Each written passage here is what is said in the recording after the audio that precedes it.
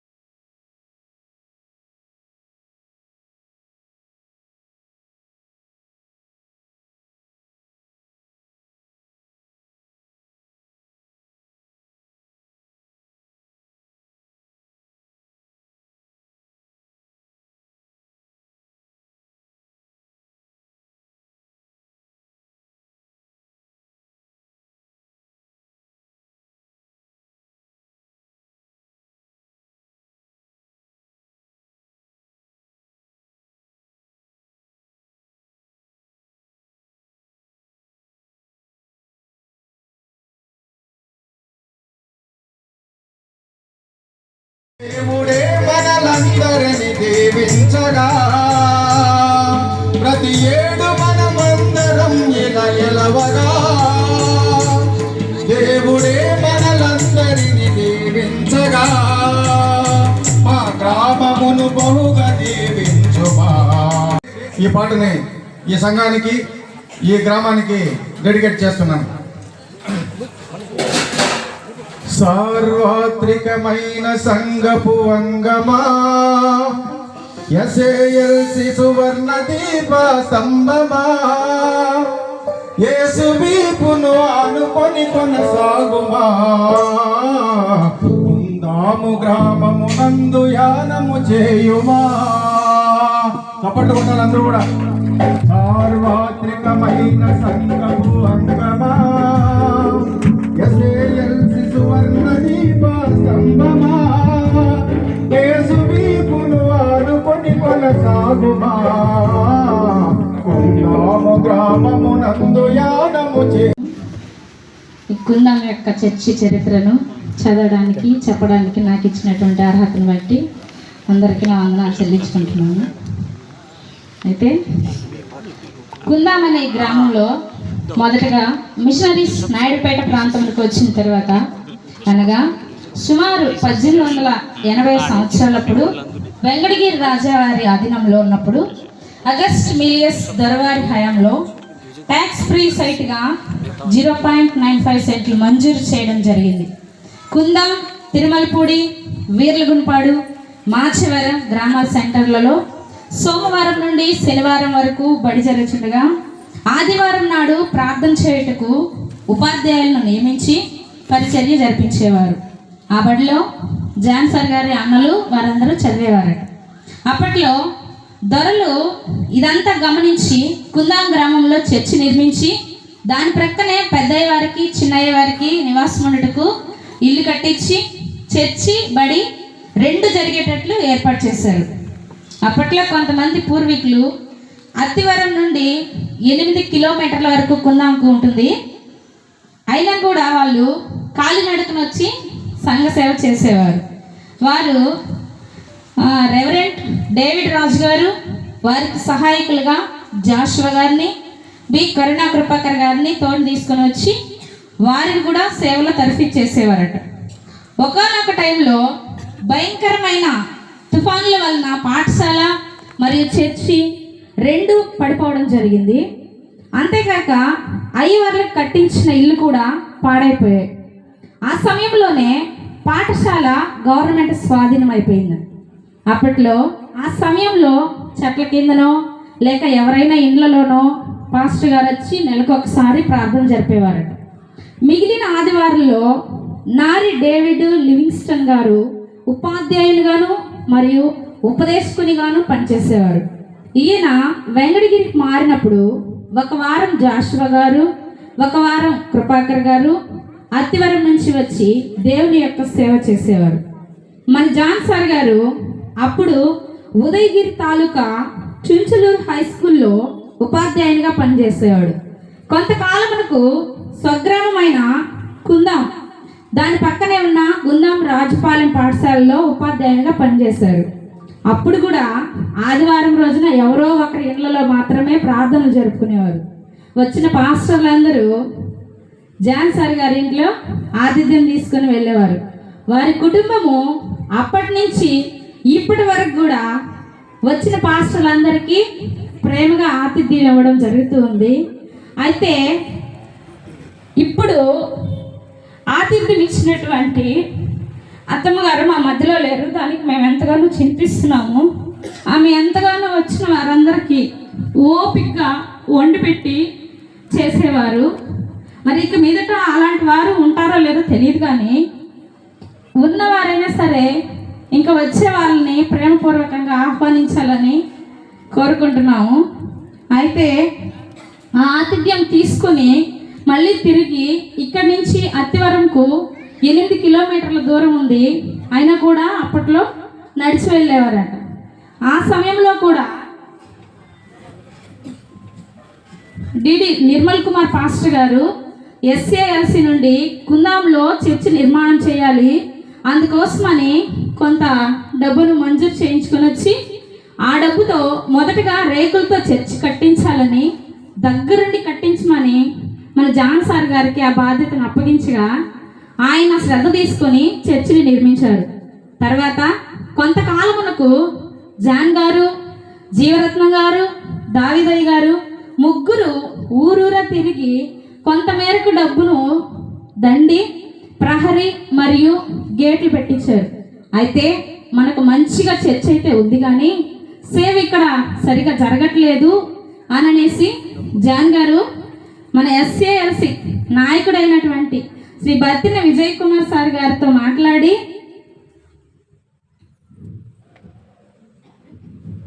ఆయన మా సంఘంపై దయదలిచి వేముల జైపాల్ అంకుల్ గారితో మాట్లాడి ఏ క్లాస్ ప్యారిష్ అయినటువంటి ఓజిల్ ప్యారిష్లో మమ్మల్ని చేర్పించారు. ఆ తర్వాత మా ఊరు కుందాం ఆడపడుచైన సాధన సాందయమ్మ గారి భర్త అయిన మంగళపురి మణిగారిని ఎవాంజలిస్ట్గా మా కుందాం సంఘమునకు నియమించగా అప్పటి నుండి మా సంఘం మంచిగా అభివృద్ధి చెందింది. తర్వాత ఓజిల్ నుండి కుందాంకు మణిగారు పరిచయకి రావాలంటే కొన్ని ఇబ్బందులు పడేవాళ్ళు, ఆటోలు లేక, సమయానికి రాలేక అలాగా. ఆ సమయంలో కీర్తిశేషమైనటువంటి కనపర్తి జయానందం గారు దయదలిచి కొంత డబ్బును మణిగారికి ఇవ్వగా ఒక బైకును కొనుగోలు చేసి క్రమం తప్పకుండా ఆదివారం పరిచయం చేయడానికి వచ్చేవారు. అయితే కాకుండా అందరికీ సువార్త వినపడాలి అనే ఉద్దేశంతో జయానందం గారు సౌండ్ సిస్టమ్ను కూడా కుందాం సంఘమునకు ఇవ్వడం జరిగింది. తర్వాత అంతటితో జాన్ గారు ఊరుకుంటారా? లేదు. రేకులు కాకుండా స్లాబ్ వేసుకుంటే బాగుంటుంది అని తలంచి ప్యారిష్ వాళ్ళకు విన్నవించారు అన్నమాట.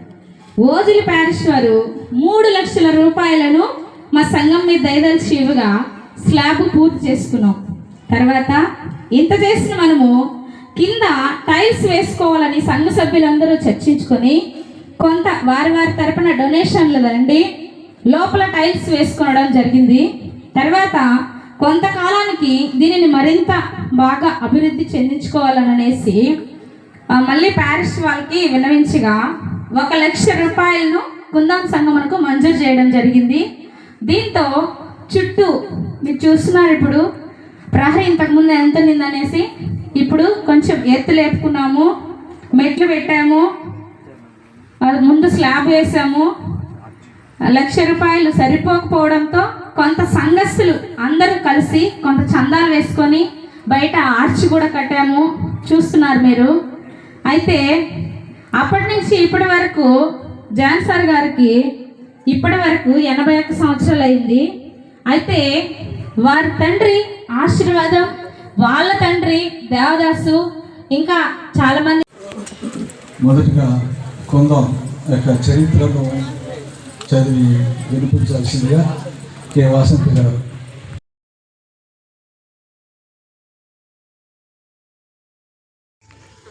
జొన్నలు కింద అప్పుడు తొక్కిచ్చేది ఎద్దలు పెట్టి. ఇప్పటికీ కుందాం గ్రామంలో రచ్చకాడ అది అలాగే ఉంది.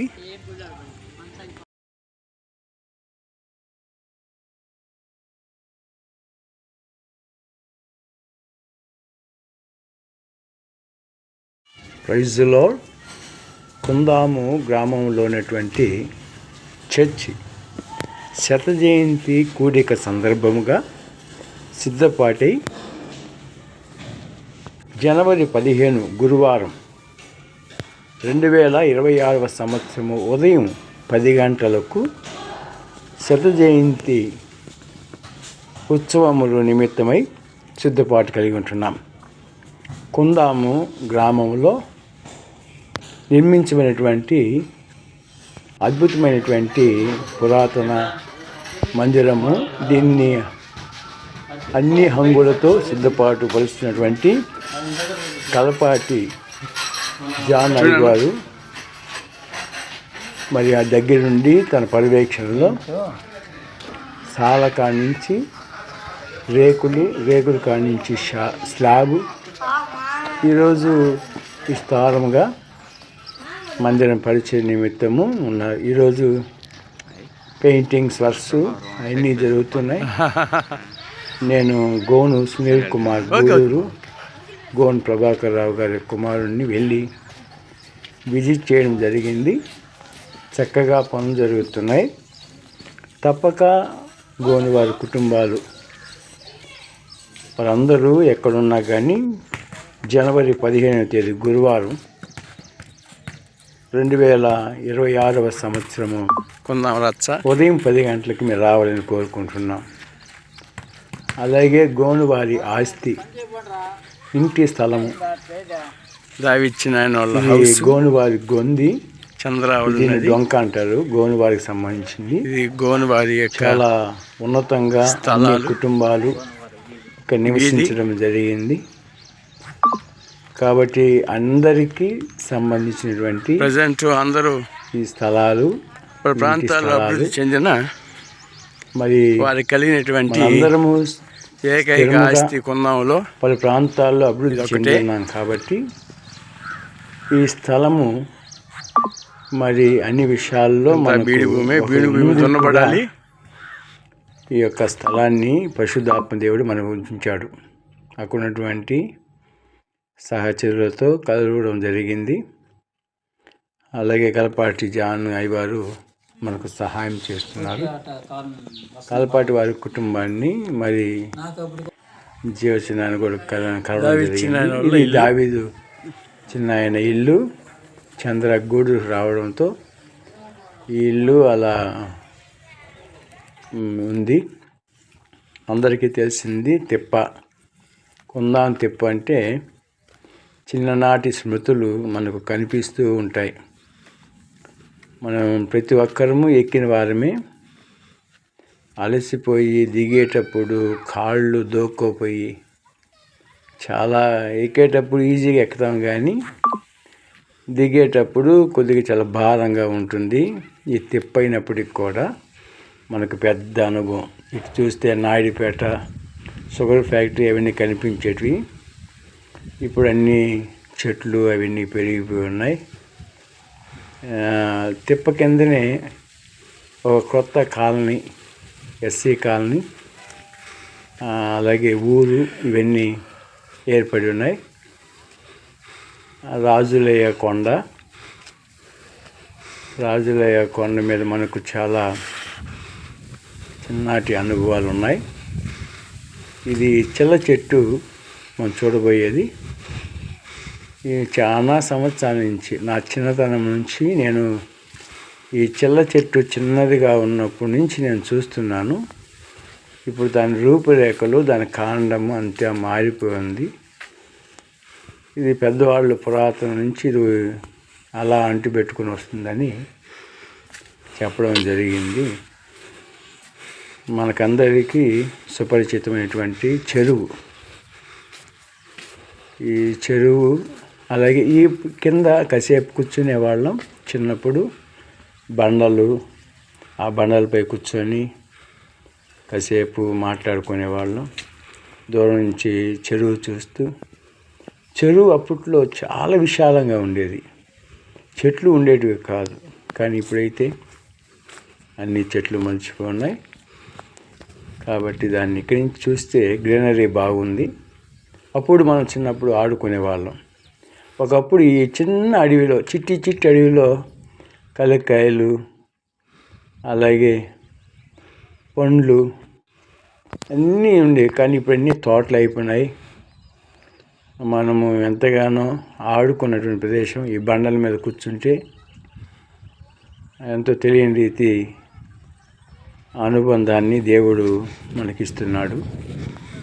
ఈ బండల మీద కూర్చొని ఆడుకొని కబుర్లు చెప్పుకున్నటువంటి అనుభవాలు ఈ బండల మధ్య గోనువారికి, కుందాం వాసులకు, విడిచి చేసిన వారికి ఇది చాలా అద్భుతంగా ఒక అనుభూతిగా ఉంటుంది.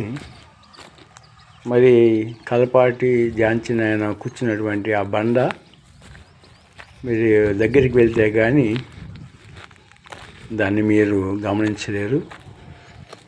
అప్పట్లోనే జారుడు బండ,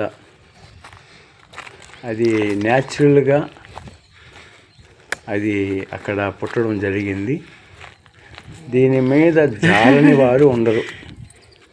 ప్రతి ఒక్కరూ ఈ యొక్క జారుడు బల్లను, ఈ బండను ఉపయోగించి ఇప్పటికీ కూడా అది నునుపు కానీ ఆ జారిన ఆనవాళ్ళు కనబడుతూనే ఉన్నాయి. అన్ని బండ్లు అయితే కొద్దిగా రంగు వేసినట్టుంటుందేమో, కానీ నేను జారేటప్పుడు అదే అనుభూతి, నా చిన్నటి అనుభూతి, సంతోషాన్ని పట్టలేకపోయాను. ఈ సంతోషాన్ని మీరు కూడా పొందుకోవాలని ఆశిస్తున్నాను.